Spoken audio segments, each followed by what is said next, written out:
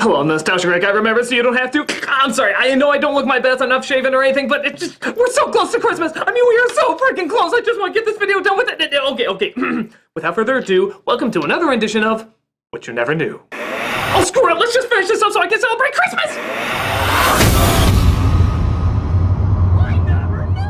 With all the famous Christmas specials out there, let's take a look at one of my favorites, National Lampoon's Christmas Vacation. Every family's gone through something similar to what this family had to go through. Well, okay, maybe not exploding a flaming Santa and reindeer into the sky. Twice. But everybody can find something to connect with. We've all seen this movie a million times, but nevertheless, there's still probably a few little touches you might have missed. They're not behind the scenes, they're just all the little details happening right in front of you that you possibly never realized before. And we're gonna take a look at them here today. So let's make a classic even more classic. Let's take a closer look at National Lampoon's Christmas Vacation.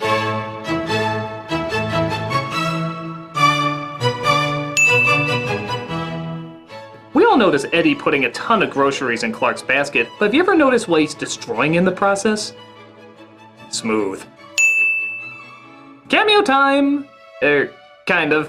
Okay, these aren't gigantic names or anything, but they're still people you'll probably recognize. For example, Clark's boss is Bill Murray's brother. The next door neighbor is Julia Louis-Dreyfus. The director of the movie is on the cover of the magazine. The daughter is Juliette Lewis, and you might recognize the son from a little show called Big Bang Theory, or Geek Blackface as a lot of my fans like to call it. And how about the mother from Everybody Loves Raymond? Speaking of mothers, Eddie's wife is the Tasmanian Devil's mother from the 90s show Tasmania, which is fitting seeing how there's a Taz mug earlier. This is Newt's sister from Alien. Aunt Bethany is the voice of Betty Boop as well as Olive Oyl. And her husband is the scientist from The Nightmare Before Christmas. Man, this cast has been in everything. Clark, that's the gift that keeps on giving the whole year.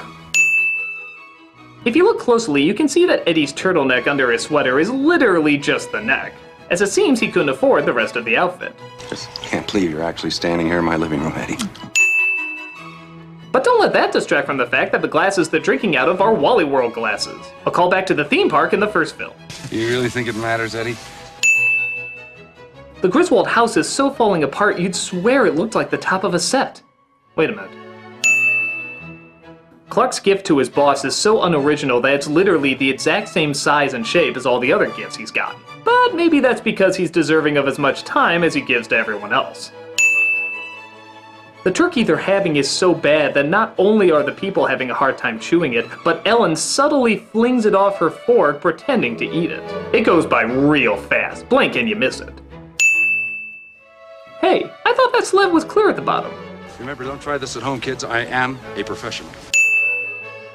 A lot of people miss it, but after Ellen's mother says she has hemorrhoids, Ellen tries her best not to burst out laughing. I imagine that was done a lot in this movie. That's all part of the experience, honey. A lot of stuff is happening when everybody freezes at the end, but probably the funniest is Eddie's wife trying to block him like a human shield, and Ellen protecting Clark's balls. Like that's the most important part, not to get shot off. Well, at least we know they have a healthy sex life, sort of. The power company apparently so rarely uses their auxiliary power that it's actually spelled wrong. Good to know Clark finally got them down there to see it at least once. I know the feeling. The shaky top of the railing is an homage to It's a Wonderful Life, with the railing that always fell off in Jimmy Stewart's home. The only exception is where Stewart finds joy in the imperfection, Clark shows it up by making it even more imperfect. God damn it! Eddie's son kinda predicts the next film, as the next one is gonna be set in Vegas and that's where Eddie's family ends up living. I guess that'll make up for the fact that he has literally no lines in the movie. Every time the doorbell rings with the extended family on the other side, the doorbell gets slower, emphasizing the impending doom that's about to consume them. 'Tis the season to be merry. Well, that's my name. Oh, shit. Clark's boss never gets his name right. Mark? Clark, don't forget that report, Bill. Yes, sir. Carl? What an asshole. Even though they say it's the family's first kidnapping, this is not only their second after the cop from the first movie, but it's also the second vacation where they killed a pet, had authorities called in, being held at gunpoint, and yet somehow they're lucky enough not to have charges pressed against them. I guess this family has all the luck? Hallelujah! Holy shit! The dog drinking the tree water could very well be the reason the tree explodes from the cigar. After all, it would have to be especially dry in order for that to happen, and the dog from day one is caught doing that. If he drinks the water out of there, the tree's gonna dry up. Food for thought, or rather, water for thought.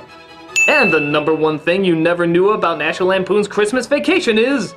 Clark's father-in-law is the first one to stand up in support of him against his boss. This may seem like a small thing, but really think about it. This guy is easily the biggest complainer and critic of Clark's abilities. He bitches and makes fun of him throughout the entire film. You're goofy. Don't piss me off, Art. The little lights are not twinkling. I know, Art, and thanks for noticing. So, him being the first one to stand up and be on his side is actually a big emotional moment that a lot of people miss. He didn't need any coaxing from anybody, he just stood up to show he acknowledges that Clark deserves more than what he's being given. It's actually a pretty powerful moment that a lot of people don't take notice of.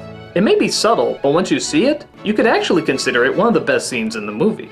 But luckily there's enough emotion, laughs, clever writing, great acting, and just all-around Christmas goodness to keep this classic an undying classic. It's definitely a Christmas tradition worth watching again and again.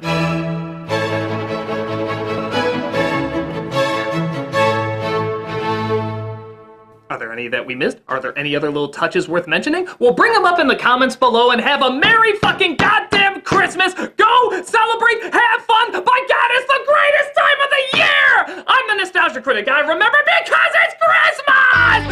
Go, have fun, have fun! Open lots of gifts, do all that stuff!